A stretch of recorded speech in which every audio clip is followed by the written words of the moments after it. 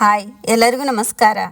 ಇವತ್ತು ನಾನು ಉತ್ತರ ಕರ್ನಾಟಕದ ಸಂಕ್ರಾಂತಿ ಸ್ಪೆಷಲ್ ಮಾದೇಲಿ ಹೆಂಗೆ ಮಾಡೋದಂತ ಹೇಳ್ಕೊಡ್ತಾ ಇದ್ದೀನಿ. ನಾವು ಸಂಕ್ರಾಂತಿಗೆ ಈ ಮಾದೇಲಿನ ಮಾಡ್ತೀವಿ.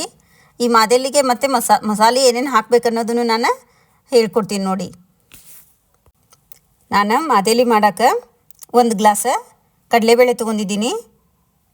ಈ ಕಡಲೆಬೇಳೆನ ನಾವು ಫ್ರೈ ಮಾಡ್ಕೊಳ್ಬೇಕು. ಈ ಹಸಿ ವಾಸನೆ ಹೋಗೋವರೆಗೂ ನಾವು ಇದನ್ನು ಕೈ ಬಿಡದನ್ನು ಮಧ್ಯಮ ಉರಿ ಇಟ್ಕೊಂಡು ಫ್ರೈ ಮಾಡ್ಕೊಳ್ಬೇಕು ನೋಡಿ.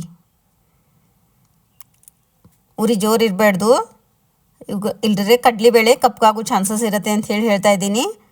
ಮಧ್ಯಮ ಉರಿ ಇಟ್ಕೊಂಡು ಇದನ್ನು ನಾವು ಫ್ರೈ ಮಾಡ್ಕೊಳ್ಬೇಕು. ಹಸಿ ವಾಸನೆಯೂ ಹೋಗಿರುತ್ತೆ ಮತ್ತು ಇವು ಒಂದು ಸ್ವಲ್ಪ ಕಲರ್ ಚೇಂಜ್ ಆಗೋವರೆಗೂ ನಾವು ಫ್ರೈ ಮಾಡ್ಕೊಳ್ಬೇಕು. ಚೆನ್ನಾಗಿ 2ರಿಂದ 3 ಮಿನಿಟ್ ಆದರೂ ನಾವು ಫ್ರೈ ಮಾಡ್ಕೊಳ್ಬೇಕು. ಅಂದ್ರೇ ನಾವು ಈ ಮಾದೇಲಿನ 1-2 ತಿಂಗಳಾದರೂ ಇಟ್ಕೋಬೋದು, ಸ್ಟೋರ್ ಮಾಡ್ಕೋಬೋದು. ನೋಡಿ ಕಡಲೆಬೇಳೆ ಈ ಕಲರನ್ನು ಚೇಂಜ್ ಆಗಿದೆ ಮತ್ತು ಚೆನ್ನಾಗಿ ಫ್ರೈ ಆಗಿದೆ. ಈಗ ಒಂದು ಲೋಟ ಕಡಲೆಬೇಳೆ ತೊಗೊಂಡ್ರೆ ನಾನು 3 ಲೋಟ ಗೋಧಿ ತೊಗೊಂಡಿದ್ದೀನಿ.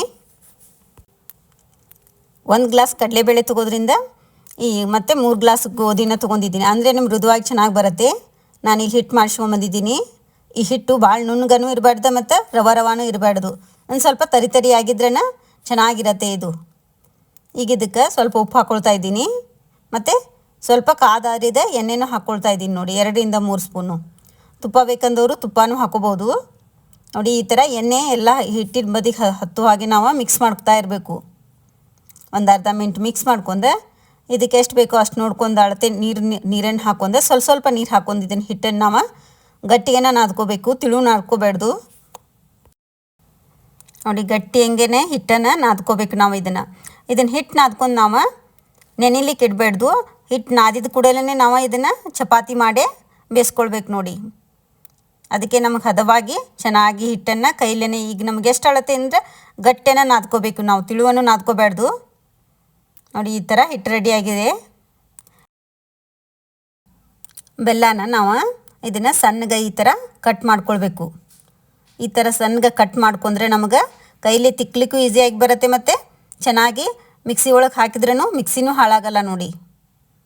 ನಾನಿಲ್ಲಿ ಆರ್ಗ್ಯಾನಿಕ್ ಬೆಲ್ಲ ತೊಗೊಂಡಿದ್ದೀನಿ.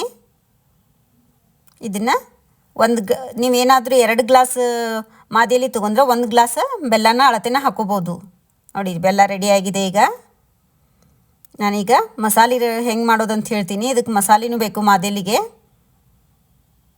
ಒಂದು ಪಾತ್ರೆಗೆ 1 ಸ್ಪೂನ ಗಸಗಸೆ ಹಾಕೋತಾ ಇದ್ದೀನಿ ನೋಡಿ. ಕಡಿಮೆ ಉರಿ ಇಟ್ಕೊಳ್ಳಿ. ಗಸಗಸೆ ಚಿಕ್ಕದಿರತ್ತೆ ಮತ್ತು ಬೇಗ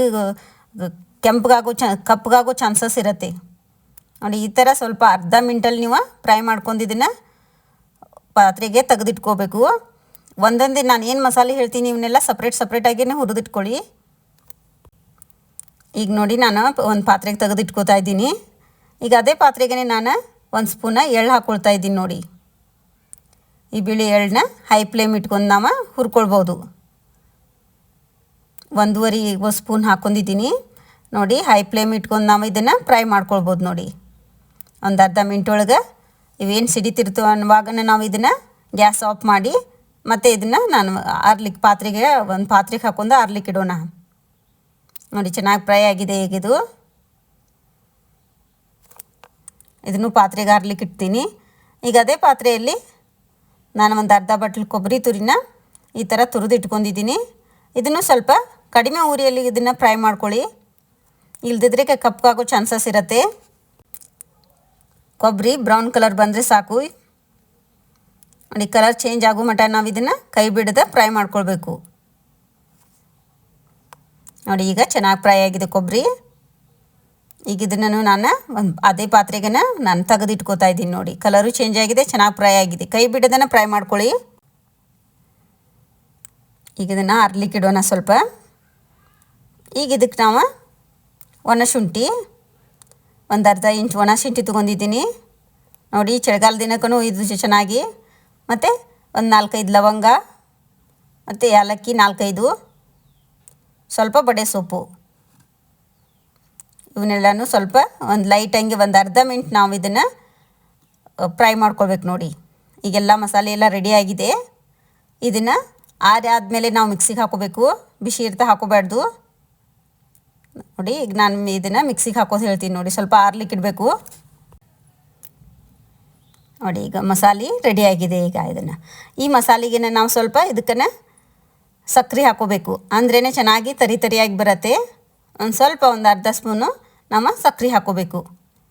ಒಂದು 10 ಸೆಕೆಂಡ್ ನಾವು ಮಿಕ್ಸಿನ ಇದನ್ನು ರುಬ್ಕೊಂಬರ್ಬೇಕು. ನೋಡಿ ಈ ಥರ ತರಿ ತರಿಯಾಗಿನ ರುಬ್ಕೊಂಬರ್ಬೇಕು.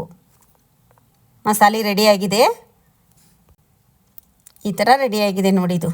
ಈಗ ನಾವೇನು ಹಿಟ್ಟನ್ನು ನೆನೆಲಿಕ್ಕೆ ಇಟ್ಟಿಲ್ಲ, ನಾನು ವಿಡಿಯೋದಲ್ಲಿ ಹೇಳ್ತಾ ಇದ್ದೀನಿ. ಹಿಟ್ಟನ್ನು ನೆನೆಲಿಕ್ಕೆ ಇಡಬೇಡಿ. ಈ ಥರ ಉಂಡೆಗಳನ್ನ ತೊಗೋಬೇಕು. ಒಂದು ಆ್ಯಪಲ್ ಸೈಜ್ ದೊಡ್ಡ ಸೈಜನ್ನು ಉಂಡೆಗಳನ್ನ ತೊಗೋಬೇಕು. ನಾವು ಡೈಲಿ ಮಾಮೂಲಿ ಚಪಾತಿ ಮಾಡ್ತೀವಿ ಆ ಥರ ಉಂಡೆಗಳನ್ನ ತೊಗೋಬಾರ್ದು. ಸ್ವಲ್ಪ ಆ್ಯಪಲ್ ಅಥವಾ ಆರೆಂಜ್ ಸೈಜ್ ಉಂಡೆನ ತೊಗೋಬೇಕು, ದಪ್ಪ ಉಂಡೆನ.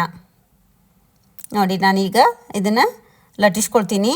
ಹಿಟ್ಟು ನೆನೆದಿರೋದಿಲ್ಲ, ಅದಕ್ಕೆ ಸೈಡ್ ಇದು ಹರಿಯತ್ತೆ ನೋಡಿ. ಎರಡು ಬದಿಗೆ ಹಿಟ್ಟು ಹಚ್ಕೊಂಡೆ. ಜೋಳದ ಹಿಟ್ಟು ಅಥವಾ ಗೋಧಿ ಹಿಟ್ಟು ಹಚ್ಕೋಬೋದು. ನಾನಿಲ್ಲಿ ಗೋಧಿ ಹಿಟ್ಟು ತೊಗೊಂಡಿದ್ದೀನಿ ನೋಡಿ. ಇದನ್ನು ತಿಳುವಂಗೆನೂ ಅಲ್ಲ, ದಪ್ಪನೂ ಅಲ್ಲ, ಮೀಡಿಯಮ್ ಸೈಜ್ ನಾವು ಇದನ್ನು ಲಟ್ಟಿಸ್ಕೋಬೇಕು. ಸೈಡಿಗೆಲ್ಲ ಓಪನ್ ಆಗತ್ತೆ, ಪರವಾಗಿಲ್ಲ. ನೋಡಿ ಈ ಥರ ನಾವು ಇದನ್ನು ಚಪಾತಿ ರೆಡಿ ಮಾಡ್ಕೊಳ್ಬೇಕು ನೋಡಿ. ಇಷ್ಟು ದಪ್ಪ ಆದರೆ ಸಾಕು ನೋಡಿ. ಈ ಥರ ದಪ್ಪ ಆಗಿರಬೇಕದು. ಭಾಳ ತಿಳುವನೂ ಅಲ್ಲ ಮತ್ತು ದಪ್ಪನೂ ಅಲ್ಲ. ಇದನ್ನು ನಾವು ಚೆನ್ನಾಗಿ ಎರಡು ಬದಿಗೆನೂ ಬೇಯಿಸ್ಕೊಳ್ಬೇಕು. ಯಾಕಂದರೆ ನಾವು ಇದನ್ನು ಸ್ಟೋರ್ ಮಾಡಿರ್ತೀವಿ 2 ರಿಂದ 3 ತಿಂಗಳು. ಅದಕ್ಕೆ ಹಾಳಾಗಬೇಡ್ದಂತೇಳಿ, ಪೊಂಗಸೋದು ಬರಬೇಡ್ದಂತೇಳಿ ನಾವು ಇದನ್ನು ಚೆನ್ನಾಗಿ ಈ ಥರ ಬೇಯಿಸ್ಕೊಳ್ಬೇಕು. ಕೆಂಪಗೆ ಆಗುವವರೆಗೂ ನಾವು ಇದನ್ನು ಬೇಯಿಸ್ಕೋಬೇಕು. ಕೈಯಲ್ಲಿ ಒತ್ತಿ ಕೈ ಬಿಸಿ ಸುಡತ್ತೆ. ಕೈ ಸುಡತ್ತೆ ಅನ್ನೋರು ಒಂದು ಕಾಟನ್ ಬಟ್ಟೆನ ತೊಗೊಂಡು ಈ ಥರ ಒತ್ತಿ ಎಲ್ಲ ಬದಿಗೂ ನಾವು ಬೇಯಿಸ್ಕೊಳ್ಬೇಕು ನೋಡಿ. ಈ ಥರ ಕಾಟನ್ ಬಟ್ಟೆಯಲ್ಲಿ ನಾವು ಒತ್ತಿ ಇದನ್ನು ಬೇಯಿಸ್ಕೊಳ್ಬೇಕು. ಯಾಕಂದರೆ ಹೊರಗಡೆ ಬೆಂದಿರುತ್ತೆ, ಒಳಗಡೆ ಹಾಗೆ ಹಸಿ ಇರುತ್ತೆ. ನಾವು ಮಾದೇಲಿನ ಸ್ಟೋರ್ ಮಾಡಿರ್ತೀವಿ ಅಂತೇಳಿ ನಾವು ಇದನ್ನು ರೊಟ್ಟಿನ ಚೆನ್ನಾಗಿ ಬೇಯಿಸ್ಕೊಳ್ಬೇಕು ನೋಡಿ. ಕೆಂಪು ಆಗುವವರೆಗೂ ನಾವು ಇದನ್ನು ಬೇಯಿಸ್ಕೊಳ್ಬೇಕು. ಈಗ ನಾನೀಗ ಒಂದು ತಟ್ಟೆಗೆ ಇದನ್ನು ತೆಗೆದಿಟ್ಕೋತೀನಿ. ಈ ಥರ ಕೆಂಪು ಆಗೋವರೆಗೂ ನಾವು ಇದನ್ನು ಬೇಯಿಸ್ಕೊಳ್ಬೇಕು ನೋಡಿ. ಈಗ ರೆಡಿಯಾಗಿದೆ. ನಾನೀಗ ಇದನ್ನು ಒಂದು ತಟ್ಟೆಗೆ ತೆಗೆದಿಟ್ಕೊಂಡೆ. ಇದನ್ನು ಸಣ್ಣ ಪೀಸ್ಗಳನ್ನ ಕೈಲೇ ಕಟ್ ಮಾಡ್ಕೋಬೇಕು. ಸ್ವಲ್ಪ ಬಿಸಿ ಇರತ್ತೆ, ಬಿಸಿ ಇರುವಾಗನ ಕಟ್ ಮಾಡ್ಕೊಳ್ಬೇಕು. ಇದನ್ನು ನಾವು ನೋಡಿ ಈ ಥರ ಫೋಲ್ಡ್ ಮಾಡ್ಕೊಂಡು ನಾವು ಇದನ್ನು ಸಣ್ಣ ಚೂರುಗಳನ್ನಾಗಿ ಕಟ್ ಮಾಡ್ಕೊಳ್ಬೇಕು. ಈ ಥರ ಕೈಲಿ ಮುರಿದ್ಕೊಳ್ಬೇಕು. ಸ್ವಲ್ಪ ಬಿಸಿ ಇರತ್ತೆ. ಈ ಥರ ಬಿಸಿ ಕೈಯಲ್ಲಿ ಇದ್ದರೆ ಇನ್ನೊಂದು ಥರ ಮೆಥಡನ್ನು ನಾನು ಇದೇ ವಿಡಿಯೋದಲ್ಲಿ ಹೇಳ್ಕೊಡ್ತೀನಿ ನೋಡಿ. ಸ್ವಲ್ಪ ಬಿಸಿ ಇರುತ್ತೆ, ಆವಾಗ ಪಟ ಅಂತ ನಾವು ಇದನ್ನು ರೊಟ್ಟಿನ ಮುರ್ಕೊಳ್ಬೋದು ನೋಡಿ, ಚಪಾತಿನ. ಮತ್ತು ಈ ಥರ ಕೈಲಿ ನಾವು ತಿಕ್ಕೊಳ್ಬೇಕು. 2 ಕೈಲೇನು ಬಿಸಿ ಇರುವಾಗನ ತಿಕ್ಕಿರ ಇದು ಪುಡಿಯಾಗಿ ಉದುರತ್ತೆ. ಮಾದೇಲಿನ ಹಳ್ಳಿ ಕಡೆ ಈ ಥರ ನಾವು ರೊಟ್ಟಿ ಮಾಡಿ ಗಿರಣಿಗೆ ಬಿಸ್ಲಿಕ್ಕೆ ಕೊಡ್ತಾರೆ ನಮ್ಮೂರ ಕಡೆ ನೋಡಿ. ನಾನಿಲ್ಲಿ ಮಿಕ್ಸಿಗೆ ಹಾಕಿ ತೋರಿಸ್ತಾ ಇದ್ದೀನಿ. ಈ ಥರ ಚಿಕ್ಕದಾಗಿ ಮಾಡ್ಕೊಳ್ಬೇಕು. ಈ ಥರ ಇಷ್ಟು ಸಣ್ಣಗಾದರೆ ಸಾಕು. ಇದನ್ನು ನಾವು ಮಿಕ್ಸಿಗೆ ಹಾಕೊಂಡೆ ನಾವು ನುಣ್ಣಗೆ ಇದನ್ನು ರುಬ್ಕೊಂಬರ್ಬೇಕು ನೋಡಿ. ನಾನು ಅಷ್ಟು ರೊಟ್ಟಿ ಚಪಾತಿ ಹಾಕೊಂಡೆ ಇದನ್ನು ಈ ಥರ ಮಿಕ್ಸಿ ಮಾಡ್ಕೊಂಬರ್ಬೇಕು. ಸಣ್ಣಗನೇ ಇರಬೇಕು. ಈ ಥರ ಪೌಡರ್ ಆಗಿ ರವೆಯಾಗಿ ಇರಬೇಕಿದು. ಈ ಥರ ರೆಡಿ ಆದರೆ ಸಾಕು. ನೀನು ಸ್ವಲ್ಪ ಆರ್ಲಿಕ್ಕಿಟ್ಟು ನಾನು ಇನ್ನೊಂದು ರೊಟ್ಟಿದನ್ನು ಹೆಂಗೆ ಮಾಡೋದಂತ ಹೇಳ್ಕೊಡ್ತೀನಿ ನೋಡಿ. ಈ ಥರ ರೊಟ್ಟಿ ಮಾಡ್ಕೊಳ್ಳಿ ನೋಡಿ. ಈಗ ಹಿಟ್ಟು ಒಂದು ಮಿನಿಟ್ ನೆನೆದಿದ್ದಕ್ಕೆ ಚೆನ್ನಾಗಿ ಬರ್ತಾಯಿದೆ. ಆದರೆ ನಾವು ಹಿಟ್ಟನ್ನು ಇಡಲಿಕ್ಕೆ ಹೋಗಬಾರ್ದು. ಸೈಡಿಗೆಲ್ಲ ಒಡ್ದಂಗೆ ಆಗತ್ತೆ, ಪರವಾಗಿಲ್ಲ ಮಾಡ್ಕೊಳ್ಳಿ ನೋಡಿ. 2 ಬದಿಗೂ ಚೆನ್ನಾಗಿ ಬೇಯಿಸ್ಕೊಳ್ಬೇಕು. ಕೆಂಪಗಾಗುವವರೆಗೂ ನಾವು ಇದನ್ನು 2 ಬದಿಗೂ ಚೆನ್ನಾಗಿ ಬೇಯಿಸ್ಕೊಳ್ಬೇಕು. ರೊಟ್ಟಿ ಈ ಥರ ಆಗಿರಬೇಕು. ಕಲರು ಚೇಂಜ್ ಆಗಿರಬೇಕು ಮತ್ತು ರೊಟ್ಟಿ ಚೆನ್ನಾಗಿ ಬೆಂದಿರಬೇಕಿದು. ಈಗ ಇದನ್ನು ನಾನು ನೋಡಿ ಇದು ಸೇಮ್ ಹಿಂಗೆ ಫೋಲ್ಡ್ ಮಾಡ್ಕೊಂಡು ನಾವು ಲಟ್ಟಣಿಗೆ ಎಲೆನ ನಾವು ಈ ಥರ ಒತ್ತಿ ಹಿಂಗೆ ಒಡ್ಕೋಬೋದು ನೋಡಿ. ಯಾರು ಕೈ ಸುಡತ್ತೆ ಅನ್ನೋರು ಈ ಥರ ಲಟ್ಟಣಿಗೆ ಎಲ್ಲೂ ತಿಕ್ಕಿ ಈ ಥರ ಪೌಡರ್ ಆಗುತ್ತೆ. ಬೇಗನೆ ಪೌಡರ್ ಆಗುತ್ತೆ. ನಾವು ಕೈಯಲ್ಲಿ ತಿಕ್ಕೋದು ಬೇಡ, ಏನೂ ಬೇಡ, ಚೆನ್ನಾಗಿ ಸಣ್ಣಗೆ ಆಗುತ್ತೆ ನೋಡಿ. ನಾನು ಈಗೆಲ್ಲ ಪೌಡ್ರನ್ನು ಮಿಕ್ಸಿಗೆ ಹಾಕೊಂಡೆ ರೆಡಿ ಮಾಡ್ಕೊಂಡಿದ್ದೀನಿ ನೋಡಿ. ನಾನು ಒಂದೊಂದು ಹಾಕಿದಾಗೂ ಈ ಥರ ಆರಿಸ್ತಾ ಇರ್ತೀನಿ ನೋಡಿ. ಇದನ್ನು ನಾವು 1 ತಾಸುವರೆಗೂ ನಾವು ಇನ್ನು ಆರ್ಲಿಕ್ಕೆ ಇಡಬೇಕು. ಆರಿದ್ರೇ ಮಾದೇಲಿ ಚೆನ್ನಾಗಿ ಬರುತ್ತೆ.